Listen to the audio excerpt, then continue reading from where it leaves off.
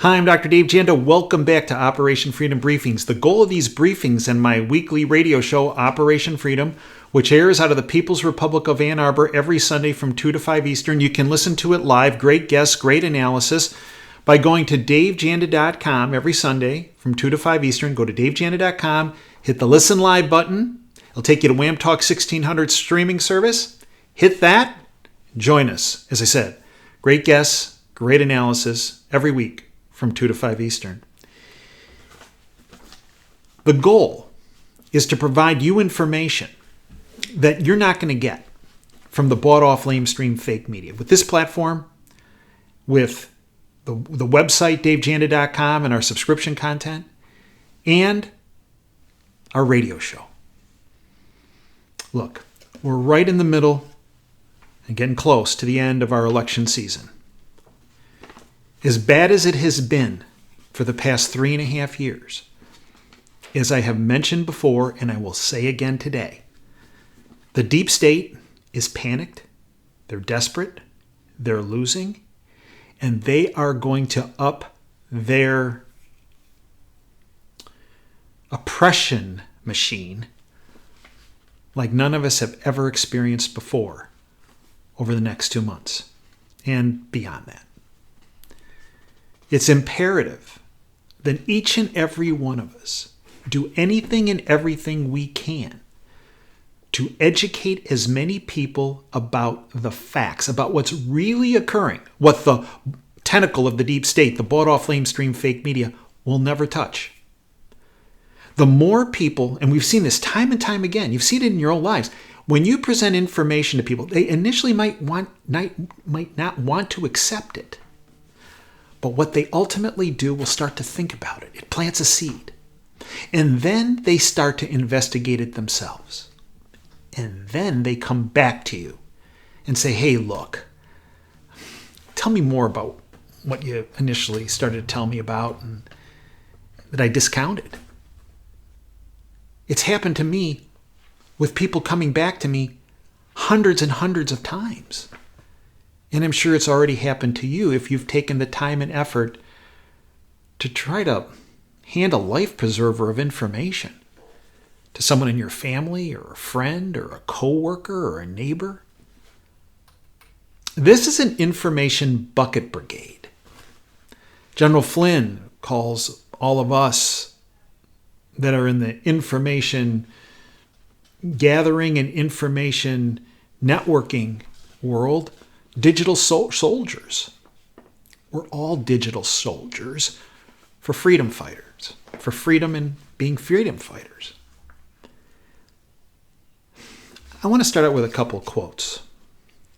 The first is by Ayn Rand from Atlas Shrugged. It's written in 1957. Quote, when you see that in order to produce, you need to obtain permission from men who produce nothing, deep state. When you see that money is flowing to those who deal, not in goods, but in favors, deep state. When you see that men get richer by graft and by pull than by work, deep state, and your laws don't protect you against them, the deep state, but protect them against you. When you see a corruption being rewarded and honesty becoming a self-sacrifice, you may know that your society is doomed, end quote. Well, the society is doomed if those of us who are freedom fighters say nothing and do nothing. The second quote is from my mom. I've spoken about her before. She was a huge inspiration and foundation in my life, and still is to this day, even though her passing was 14 years ago. But one of the quotes she drilled into me from my very earliest childhood was the following. This is Ruth Janda, quote, evil only has power if you become fearful. Always stand strong against evil and take action. End quote. take action. Stand strong. That's what's happening around our country. Thousands, hundreds of thousands, millions of freedom fighters are standing strong against this deep state attack. Bought-off lamestream fake media will never talk about the freedom fighters standing strong. And if they do everything in their power to misrepresent them, denigrate them, slander them, libel them, misrepresent them. You just have to look. And the freedom fighters are right then and there for you. To be your inspiration, to be your role models. To show you how you too can take action to end this reign of terror by the deep state. Look at the blowback, the persecution that General Flynn and his family, and frankly his attorney, the great Sidney Powell, have been taking. General Flynn and his family for almost 4 years now. But they did what Ruth Janda spoke about. When confronted with evil, and they were confronted by evil, they didn't fear it. They stood strong. And they took action against it. And because of that, General Flynn is a free man. And because of that, millions, hundreds of millions of Americans' freedoms have been spared. But it's not just General Flynn and the Flynn family and Sidney Powell that have taken action. Look, Ginsburg's death was announced this past Friday, September 17th.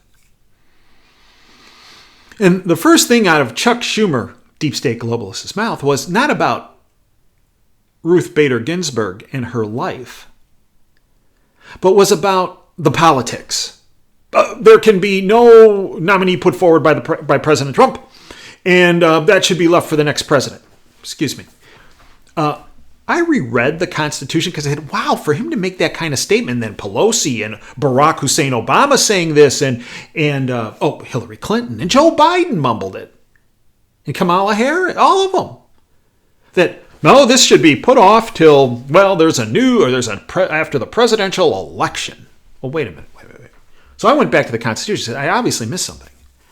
I didn't realize that in the Constitution it said the president could only nominate Supreme Court nominees until, 2 years, 3 years into his term, and then everything's put on hold. I reread the Constitution. Doesn't say that. More deep state misinformation, disinformation, and fear-mongering. What was that? Oh, if he nominates somebody, deep state zealots came forward on Friday night, we're going to burn the country down. Excuse me, I think you've been doing that for the past 3 months, and what has that done? Only solidified President Trump's position and dropped Biden's numbers into the basement where he lives.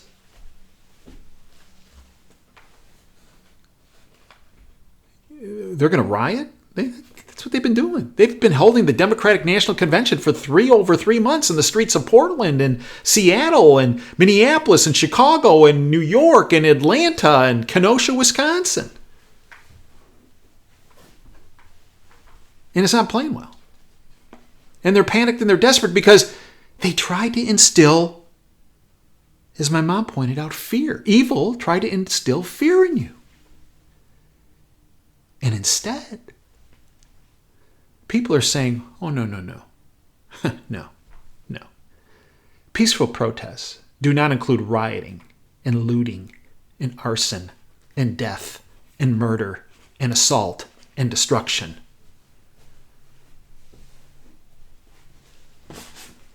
Their playbook isn't working because of patriots like you and me.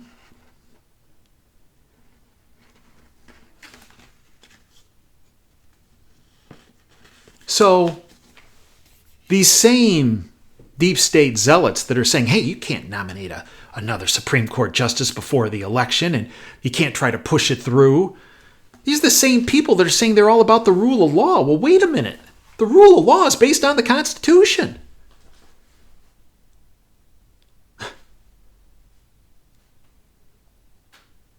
Right.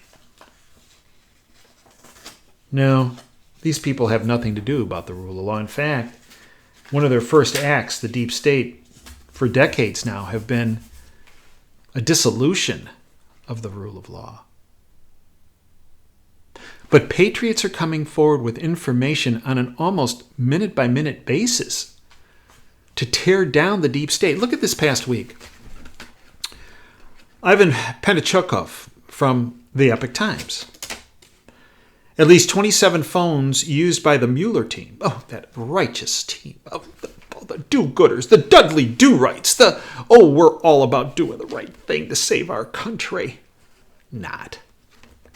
Deep state dweebs. At least 27 phones used by the Mueller team were wiped clean before they could be checked for records by the Inspector General of the Department of Justice. Some phones just wiped themselves, kind of how Hillary-esque. In other words, there was a mass password amnesia that required resets.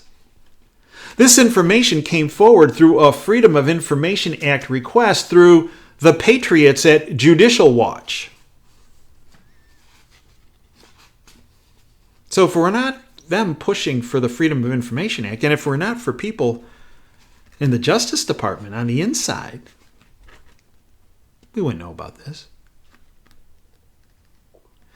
Andrew Weissman, Robert Mueller's pet rat, the one Sidney Powell took apart on the Enron appeal, that showed that Weissman was involved in, well, let's be kind, prosecutorial misconduct. How he kept his law license after that can only be at the hands of the deep state and them giving him a bit of a parachute. Penachukov goes on, Andrew Weissman wiped 2 of his 3 special counsel's office phones. He wiped one by, quote, accident. Oh, how many times have you done that? Wiping by accident? Have you ever wiped your phone by accident? Give it a try. It's awfully difficult. But yeah. I garner to say none of you have accidentally wiped your phones clean. So, Weissman wiped 2 of his 3 special counsel office phones. He wiped one by accident. He wiped the other by entering the wrong password too many times. Too many times, as I understand it, is 10 or more times, putting the wrong password in. Okay. Penachukov goes on, counting the phones which were reassigned, the special counsel's office wiped 31 phones before they could be checked for records. A phone belonging to James Quarles, quote, wiped itself without intervention from him, end quote. Oh, goodness. We've heard of the Immaculate Conception. This would be the Immaculate Wiping. Look, if General Flynn had done this, Sidney Powell, his family, you, me, it would have been called obstruction of justice. And we would be in jail right now. But it's exactly what they did. They obstructed justice. And remember, this guy Kleinsmith, who worked for Weissman on the Mueller team, remember, Kleinsmith was the one who altered records in order to get the FISA warrant approved for Carter Page. Yeah. So Jesse Bunnell, a great attorney and a member of General Flynn's legal team, said the following about this immaculate wiping incidents. So the former head of the Department of Justice Fraud Section, the Enron task force member, Andrew Weissman, who also put away people for document destruction, himself destroyed critical government documents. He knew how to make it seem like an accident, but we all see right through it. Such a vile hypocrite. Technofrog on Twitter said, Special Counsel leader Andrew Weissman accidentally wiped his iPhone twice. How it works: the user admin selects the erase data feature. Or 2, the user then enters the wrong passcode 10 times. Yeah. And as Technofrog points out, Weissman uses his phone for months, then forgets the password on 10 occasions in a row. Right. Undercover Huber, an attorney. Mueller's team charged George Papadopoulos with a 20-year felony, obstruction of justice, for merely, quote, deactivating, end quote, his Facebook account and getting a new cell phone, even though he told the FBI he was switching phones in advance. And this is the same crew, led by Andrew Weissman, who nuked all their own phones. And it's not a big deal. Sarah Carter posted, Robert Mueller's team wiped phones during the Russia investigation. And I tweeted back to her, they not only wiped phones, this same team ran a cover-up operation for Obama, Brennan, Clapper, Comey, and Mueller's illegal surveillance program, the Hammer. That is the rest of the story, as Paul Harvey would say. Enter Sidney Powell, who retweeted that tweet. These same people that speak about the rule of law were integral in the illegal surveillance program, not just through what happened on the NSA, because it did happen on the NSA platform, but what also happened on the NSA parallel, or the platforms parallel to the NSA, run by the CIA and the DIA and the military and the State Department and the Treasury Department and the FBI. Illegal surveillance that violated millions of people's constitutional rights. They used this information harvested illegally to try to leverage, blackmail, control, and then if none of that worked, to use to slander, libel, and denigrate people, and if not, just make it up. They use this privatized illegal surveillance system. We've gone into great depth on this platform with the support of General Tom McInerney, and actually this coming Thursday on our Insider Insight interview, I sat down with famed NSA whistleblower Kirk Wiebe. And we specifically spoke about all of this. The surveillance. The illegal surveillance. On so many different platforms.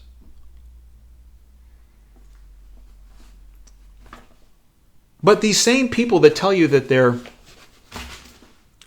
so behind the rule of law are in fact nothing more than deep state globalist hypocrites. But freedom fighters are calling them out. Just look at what happened in San Francisco with Pelosi and a little hairdo. Right? While no one else could get inside a salon at the time, there was Pelosi, strutting her stuff and getting her hair coiffed and blown dry. Inside. The rules and regulations are meant for you and me to bludgeon us by the deep state. Got that mask? Oh. But for them, there are no rules. There are no regulations. There are no laws. But what did it take? It took a courageous woman. It took a courageous woman to step up, the owner of the hair salon, and say, look, Erica Kaus, look, we have her on videotape. And she released the videotape. Now, as I understand it, she's going to be leaving San Francisco because she's gotten so much heat. She's also gotten some support. But it took a courageous freedom fighter, one hairstylist, hairdresser, salon owner, to expose the deep state zealot Nancy Pelosi. If it were not for that salon owner, Erica Kaus, and her releasing the videotape, Nancy Pelosi would have her little new haircut, and none of us would be none the wiser. How it happened, where it happened, if it happened. A patriot stepped up, just like General Flynn, his family, Sidney Powell. Heck, I've said this before, if Sidney Powell hadn't stepped up when she did in support General Flynn, his other attorneys they sold him out. They were pushing him into prison. If it were not for Sidney Powell, he wouldn't be a free man. It goes back to what Ruth Janda said. Standing up and taking action against evil. That's exactly what the hair salon owner, Erica Kaus, did. Stood up. Stood up against evil. Called it out. Took action. But what was Pelosi's response? Oh, I was set up. Well, it's kind of hard to deny the videotape. Excuse me, you're wandering around inside the salon without a mask. How did they set you up on that? First, how did you get in the salon? How did you get set up? Did they drug you and carry you in there? Of course not. But that's what the deep state does when they get caught. They throw the victim card. Oh, I'm a victim.